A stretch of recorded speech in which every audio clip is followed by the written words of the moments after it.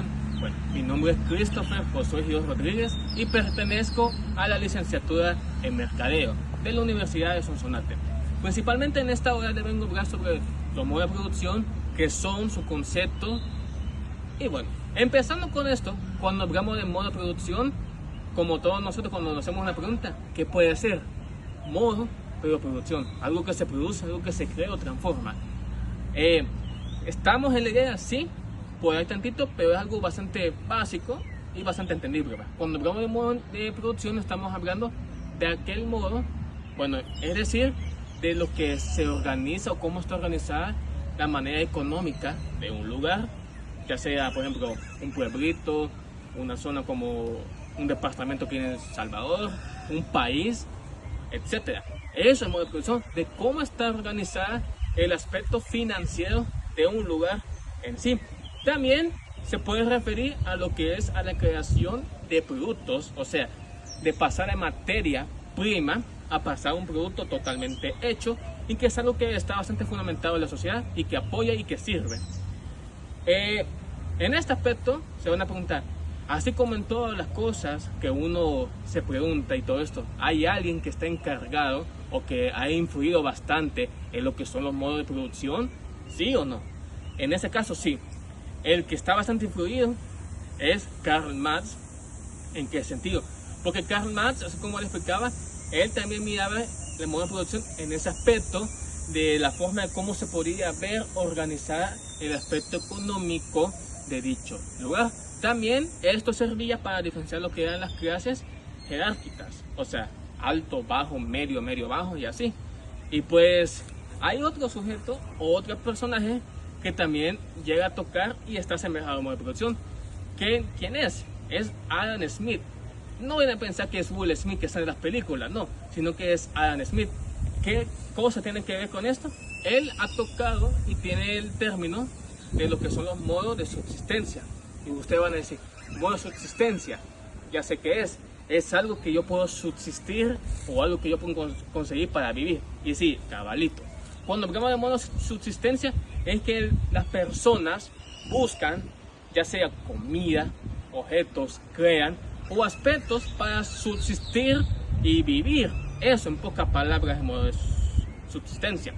Y van a decir, ¿por qué tiene que ver? Tiene que ver porque también toca un cierto aspecto de la modo de producción, de la manera organizada como está la economía de dicho lugar. Y volviendo a Karl Marx, también Karl Marx en uno de sus manuscritos, que en pocas palabras es un libro que engloba todo lo que ha explicado Karl Marx de todo esto. ¿Cómo se llama? El libro se llama Grundrisse. Está en alemán obviamente porque Karl Marx es alemán. Si quieres aprender alemán, te lo lanzas. O en la versión español lo puedes buscar, pero son muchas páginas. Bueno, pero ¿qué quiero llegar?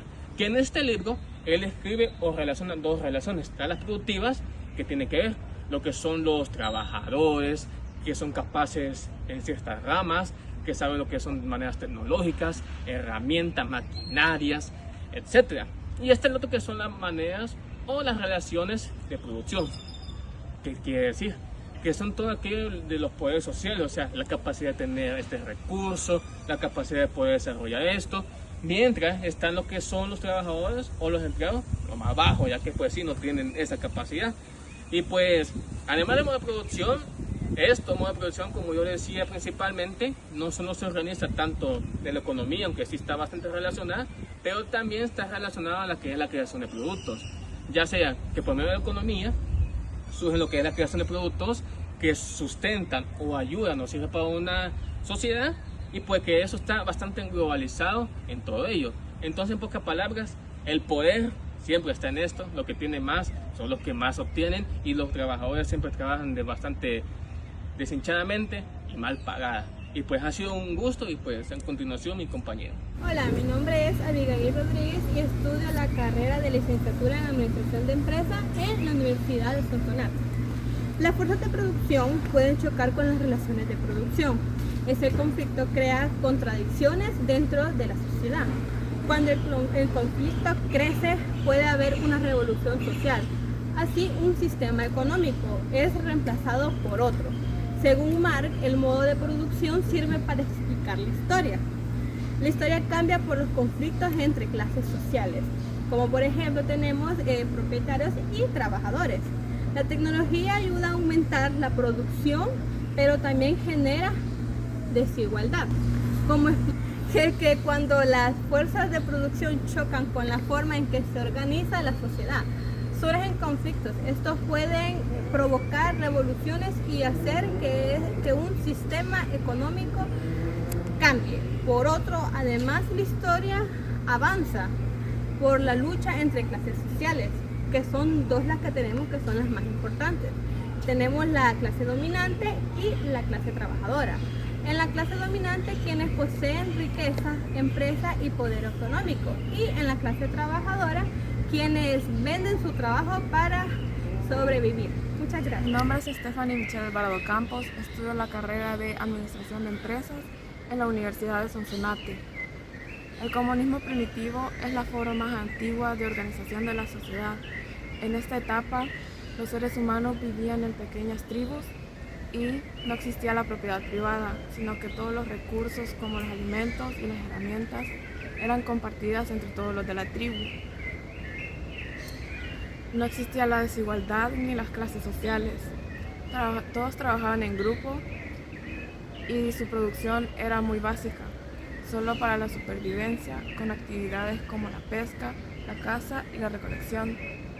Por otro lado, en el modo de producción asiático, la tierra no le pertenecía a una sola persona individualmente, sino que era controlada por el Estado o por la comunidad.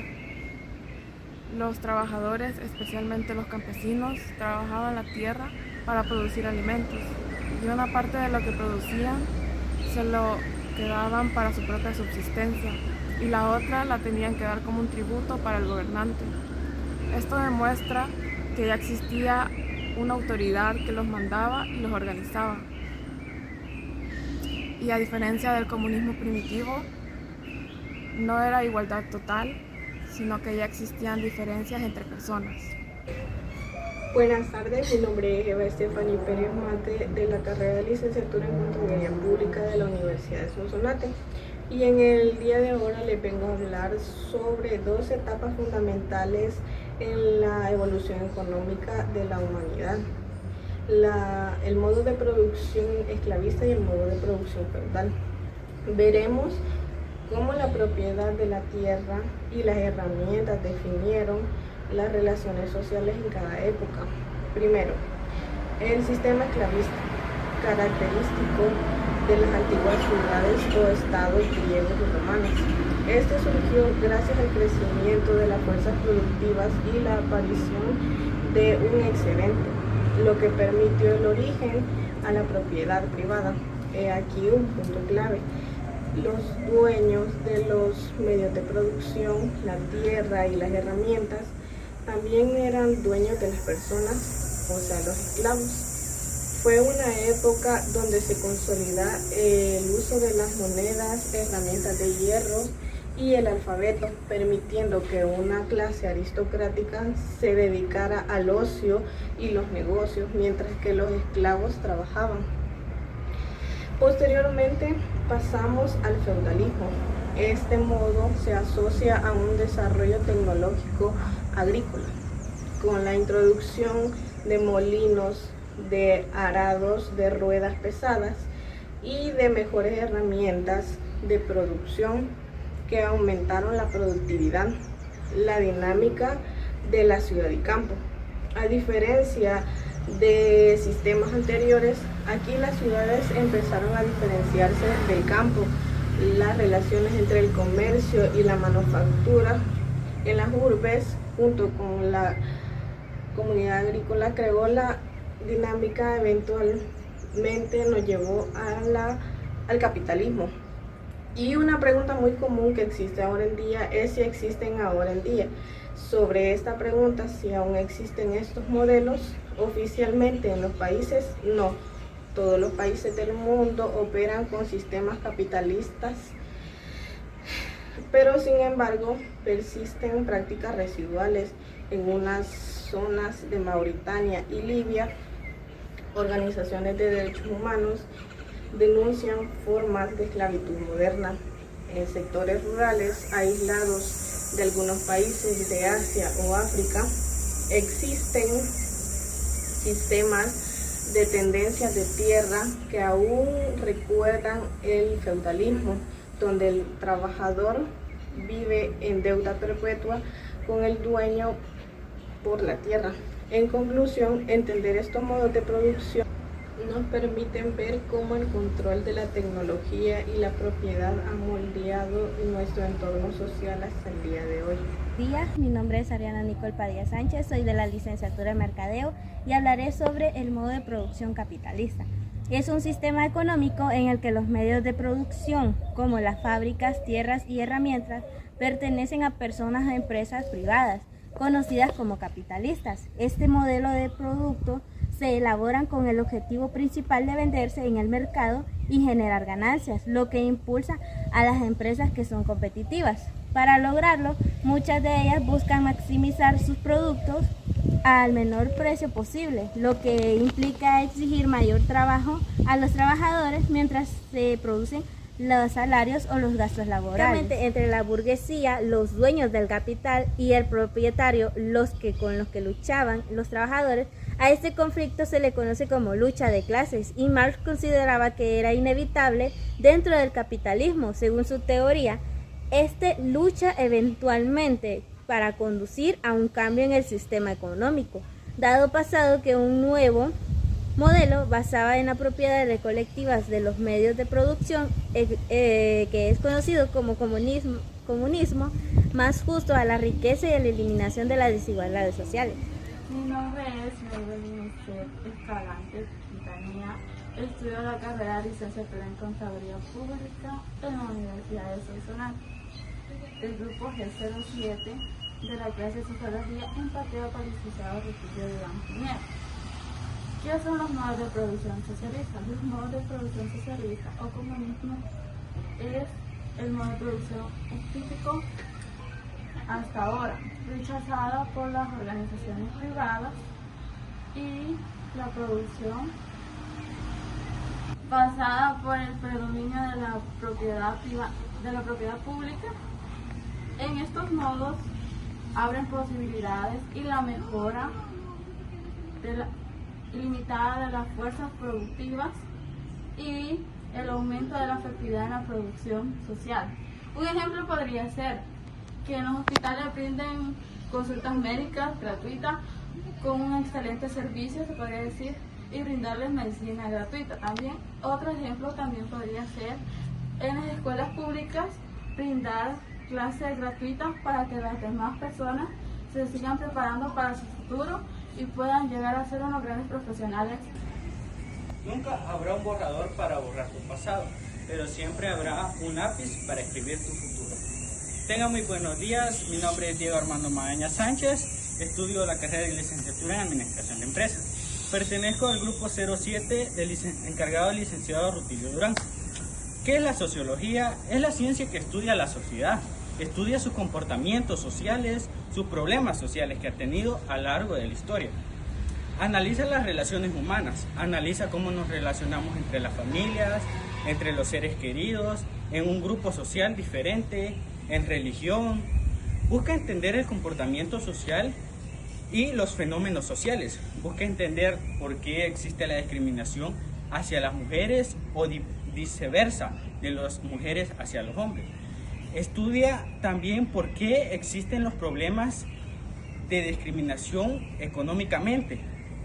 Un problema social que da muy seguido es que uno critica al otro por no tener suficiente visto económicamente. Pues hoy en día prácticamente todo se basa en que la sociedad tiene que tener dinero uno para validarse, y no es así. Todos somos prácticamente iguales y no tenemos que tener discriminación el uno al otro.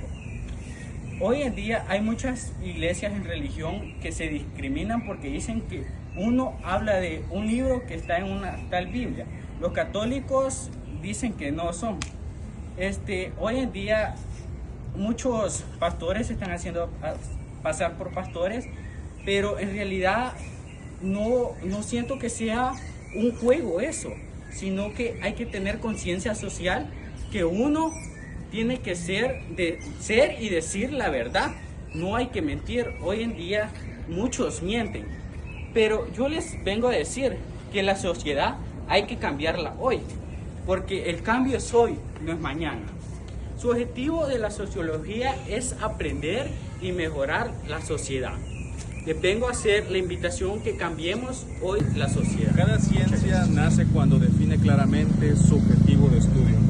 Hola, mi nombre es Brian Rodríguez, soy estudiante de la carrera de licenciatura en Mercadeo y soy estudiante también de la Universidad de Sonsonate. Pues yo le voy a hablar acerca un poco sobre los objetos de estudio de la sociología. Como sabemos, en los objetos de estudio de la sociología se emplean 5 métodos que ocupan más que todos los sociólogos. Uno de los métodos, por ejemplo, son las encuestas, los estudios de campo, los estudios culturales y también están los que son los transculturales. Estos son más que todo los sumamente importantes, son métodos que ocupan toda la mayoría de sociólogos y que han tenido que ver mucho en la historia de la sociología. Y pues también están lo que es hablando de los objetos de estudio, pues también está la sociedad, como se sabe que la sociedad es el conjunto de personas que comparten fines, comportamientos y cultura. Porque como sabemos que si hablamos de sociología, hablamos de sociedad, y la sociedad pues es un conjunto de personas. También hablamos acerca de los objetos como las funciones de la sociedad. Las funciones de la sociedad sabemos que se ocupa más que todo en reunir a las personas en el tiempo, en el espacio, haciendo posible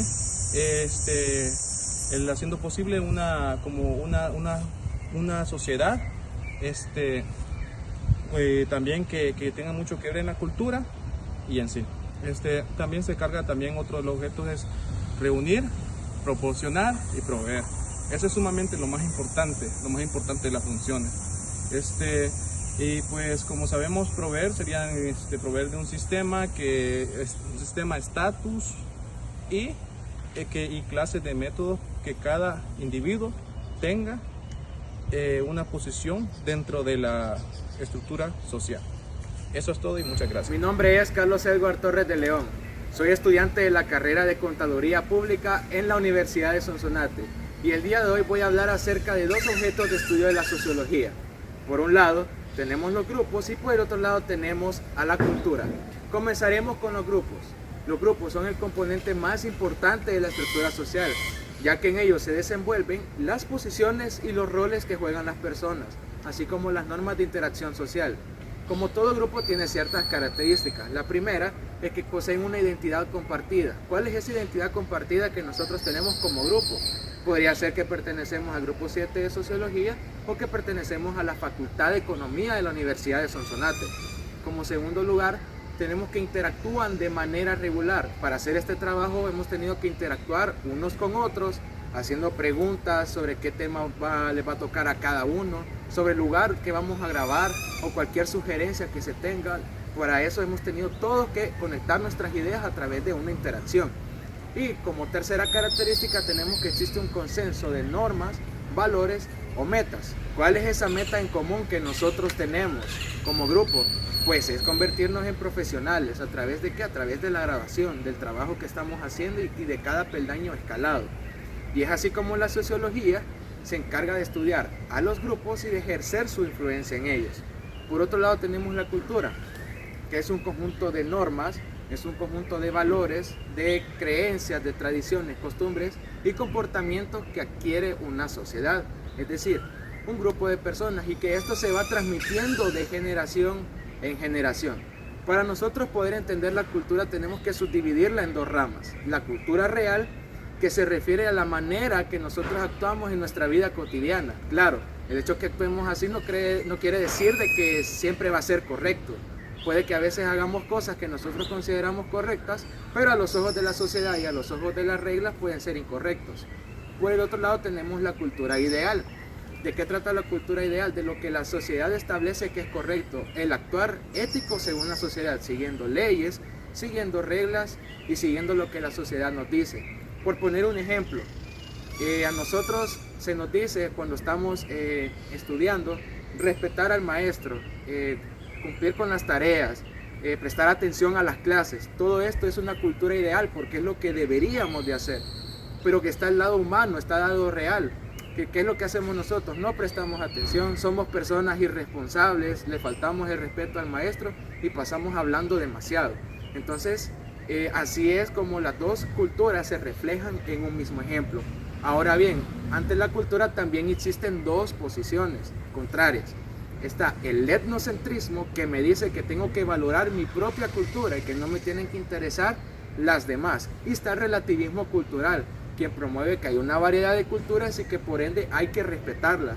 Sabemos de que hay países donde se denigra por las culturas que tienen las personas, donde a veces por ciertas vestimentas que ellos tienen son motivo de crítica y motivo de burla. Entonces el relativismo cultural viene y lo que hace es defender todas estas cosas.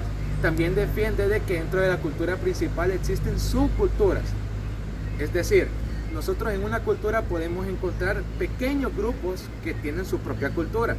Se hace un ejemplo, por decir, a personas que les gusta el mismo género de música, se reúnen para hablar ya sea de rock, de reggaetón, de cualquier género de música, y hablan entre ellos, ya cuenta como una subcultura. O cuando vemos a médicos hablando acerca de sus procesos o del trabajo que están haciendo, también cuenta como una subcultura. Porque ¿qué pasaría si nosotros viniéramos e intentáramos conectarnos con lo que ellos están hablando? Si nosotros no tenemos el conocimiento suficiente, no formamos parte de su cultura, no vamos a entender lo que ellos están hablando, lo que ellos están diciendo o lo que están tratando de entender. Entonces, así es como la sociología se encarga de estudiar tanto los grupos como la cultura.